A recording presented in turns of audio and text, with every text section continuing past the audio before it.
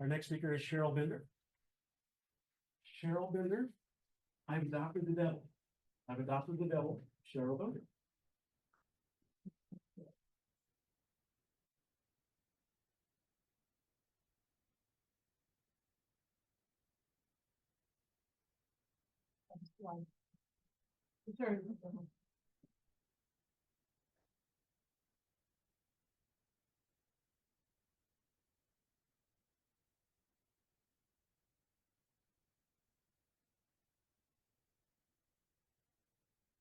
There we go. Ladies and gentlemen, I am a dog person. I realized that when I adopted my first dog, Abigail, or Abby as I call her. She had a rambunctious and fun attitude, joyful attitude toward life. And I realized not only how important that was to me, but also how important it was to have another creature to take care for. And so a month after I said goodbye to Abby, I realized I could no longer stand in my house without a dog. So I adopted Eddie. He's part Jack Russell Terrier, part Blue Heeler, and part Devil.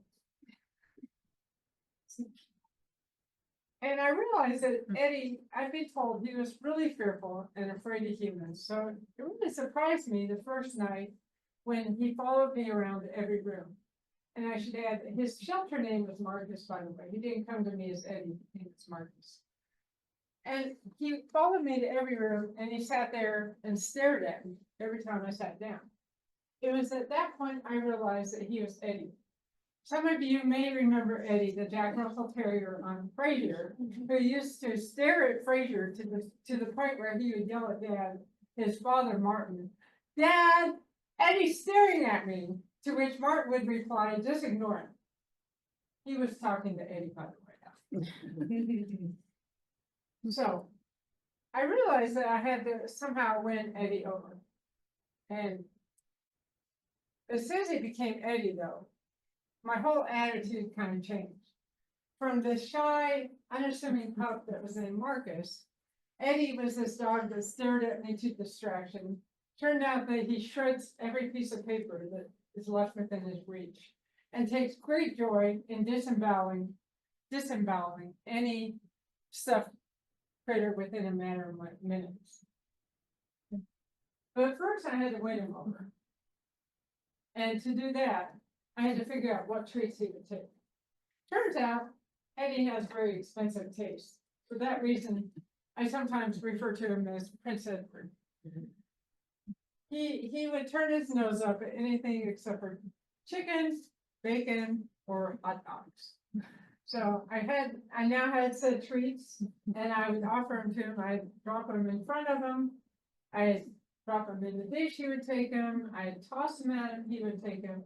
But whenever I tried to hold him and get him to take them from my hand, he would give me a head turn and look at me out of the side of his eyes with a look of shock and disgust and suspicion. As if I was trying to lure him into some kind of canine perversion or something. I started to wonder, what was he thinking? Did the other dogs at the shelter tell him, don't take treats out of their hands. Next thing you know, they'll be stuffing you into some Halloween costume and getting you to take treats on your hind legs. Go there. So I was starting to wonder, after I'd done this like 100 times, he's still not taking treats from my hands. I'm like, okay, what's going on? You know. And then I started coming home to, these disemboweled furry animals all over the place and pillows tossed on the floor. And it was then that I checked the security camera. And I knew I had adopted the dog.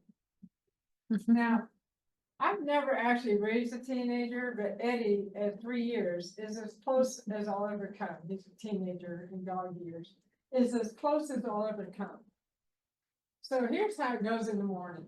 When I leave for work, I leave a bunch of treat puzzles and calm, and it takes him maybe 5, maybe 10 minutes to devour the treats. And then he trots into the living room he looks around, see if there's any adults to spoil his fun. And then the party commences. He runs around the living room 5 times, jumps up on the sofa, invites all his friends, his for stuffed animals, and chooses one to be the honoree for the day. And then he runs around the room several more times, jumps up on the sofa with that one in his mouth, drops it and barks and howls. And then he finally settles down to turn said honoree into a chew toy. And then when I come home for lunch, to the evidence of this rager, there's toys all over the floor, pillows tossed about, and he looks at me just innocent, like, as if he's trying to figure out why I'm so obsessed with cleaning out disemboweled stuffed animal parts. And I give him a treat, take him for a walk. Trust me, he's the devil. I keep trying though to win him over. So I try all kinds of tricks. One of them is called calming signals. I try anything I've researched, and one of them is called calming signals. That's where dogs use this like yawning and licking their lips and sniffing the ground to kind of relate to other dogs that they're calm, they're not looking for a fight. I do not sniff the ground, but I would yawn at him and lick my lips. And the only thing I can say is he would yawn back sometimes. And the only thing I can say is probably a good thing that I only do this in the privacy of my own home, because if I were in public, I'd probably be identified as someone who was losing their mind and needed to be watched carefully. I'm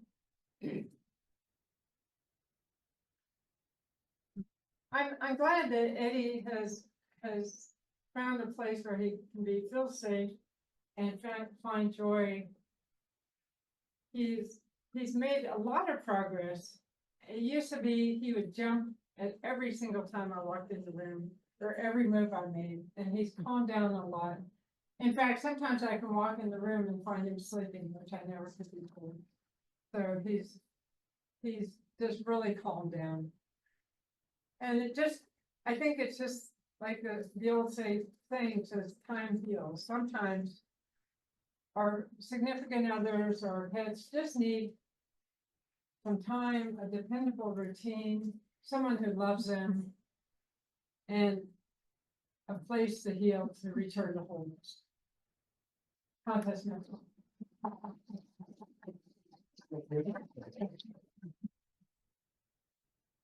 Randy, let's take just a minute before our next speaker.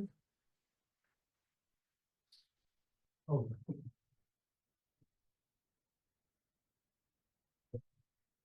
Kathy Draper, and just like that, Kathy Draper. Is there any out there for me? When I was in late 30s, I went on a transformation journey and lost over 100 pounds. I wanted to start dating, but nobody was asking me out. So I ventured out and tried online dating. Now, this isn't the swipe right, swipe left like they have now. But it's not as far back as like smoke signals and carrier pigeons. I met a lot of really great guys, but I can also understand where they talk about you need to kiss a lot of frogs to meet your prince. I did meet a few toads and tadpoles that we needed to toss back. I realized I was seeing a lot of people, but these guys just really were not what I was looking for. So I needed to make a checklist. What do I want? Somebody who's gainfully employed, likes to travel, must like dogs, not a serial killer. One day, in early 2005, I get a note. Now, if you'd got a note this long from somebody, what would you think? This is 2005 version of sliding into your DMs. The first thing I'm thinking is, this is a 5 to 7 minute speech. The second thing is like, what are we going to talk about on our first date? You've covered a lot, right? Right. But I was intrigued because he did sound nice. We started chatting and talking on the phone and on Messenger. That was new back then. And then later in January, he asked me if I'd be Valentine. Like, whoa, wait a minute. See, at 43 years old, I had never had a Valentine. I just had never been dating anybody. How did he know this? That was not on my profile. We kept talking. I get a little nervous about meeting new people. And I don't know whether he's a serial killer or not. But then as it got closer to February, he's like, if we don't meet, we can't be Valentines. Good point. So we set a date, and my nerves are going higher and higher and higher. I keep telling him he can back out if he wants to. Even the day that our meeting, I called him on the phone and said, you got one more chance to back out. So we're meeting at the food court at the mall, and I realized the guy who's got the phone in his hand is the guy I'm meeting, because I was afraid I wasn't going to find the right person.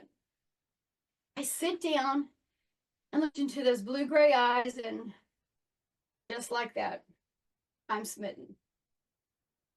We start walking on the mall, which is a great place if you're meeting online. It's safe. There's lots of people around if you need to escape. There's a lot of things that can trigger conversation along the way. Day went great. We discussed getting together again. I get home. My sister says, do you think you'd like to come to a super party? I'll ask. Although I did break, have to wait 72 hours before you call again rule. Oh. So I invited him. He said yes. Then his mother was very suspicious. She's like, who are you dating? Because David does not like football. What's up with that? In Texas and not liking football. So the original plan my sister told me was that it was going to be my sister, her husband, his brothers, and their families. We arrived to the house, and her mother-in-law and my mother and everything are there. We are being very closely watched. Now I'm beginning to understand how Travis Kelce and Taylor Swift feel. Their own little paparazzi there. That went great. We got on to Valentine's Day. Now, David cooked Valentine's Day because that day was payroll. Now, no hearts and flowers. Payroll day fell on that day, and people want their paychecks. It was a great meal. We were already saying I love you. We just clicked just like that. One day when I was at his house, right after that, I was kind of looking around, not being that nosy, but I have a fascination with cookbooks. I noticed he had this cookbook called Elbows on the Table. And it explained on the first page that if have your elbows on the table while you're eating, it's considered poor manners. If you put your elbows on the table when you're in a conversation, that's considered being totally engaged. Makes sense.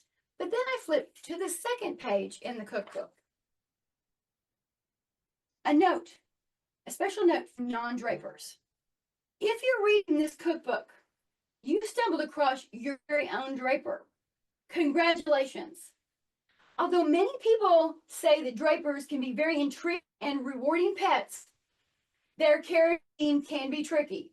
You certainly do not want a cranky Draper. That is correct. But I am puzzled. The one thing cookbook did not cover for me. He doesn't like peas. He doesn't like lima beans, but he'll eat edamame. Can somebody explain to me what the difference is? To me, they all taste pretty much the same. But I love that I had care and feeding instructions. I challenge you when you're looking for love or looking for love. Expand your horizon. This was the perfect match for me. I don't know how in the world of the webs I got so lucky, but I still haven't chased him off.